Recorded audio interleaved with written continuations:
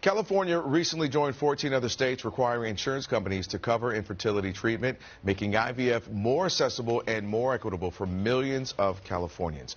Our Genevieve Glass is live in the studio with us this morning with more on the historic new law. And want to hear more of the details, Genevieve. Good morning.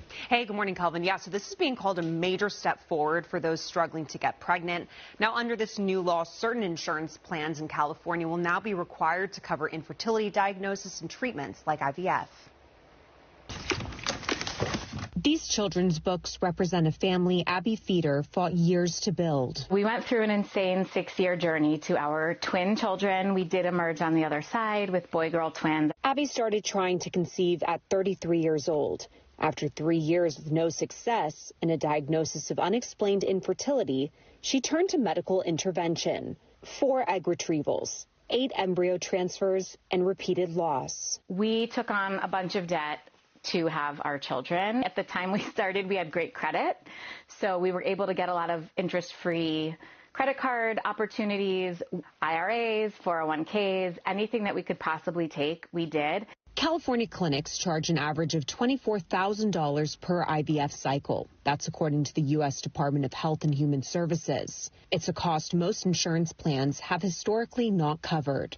Experiences like Abby's help spur a major change in California state law. It now requires large group insurance plans to cover infertility diagnosis and treatment, including up to 3 egg retrievals and unlimited embryo transfers. It also expands the definition of infertility to include the LGBTQ plus community, as well as single parents, making California one of the most inclusive states for fertility coverage. Our lives would be so different if any of that had been covered. Infertility now affects 1 in every 5 couples in the U.S., according to the CDC. Dr. VanHise, a reproductive endocrinologist at HRC Fertility, says the price tag reflects how complex treatment can be. The IVF cycle includes monitoring appointments. At each monitoring appointment, you're seeing a physician or a sonographer, you're having an ultrasound, you're having blood work, you have the medications, obviously, and then the procedure itself, the cost is very expensive. She says her clinic is already seeing more patients access care through insurance, and that this earlier coverage could change the course of treatment. There's no need for them to, quote, try for 12 months before they're eligible to get coverage. So this is a more inclusive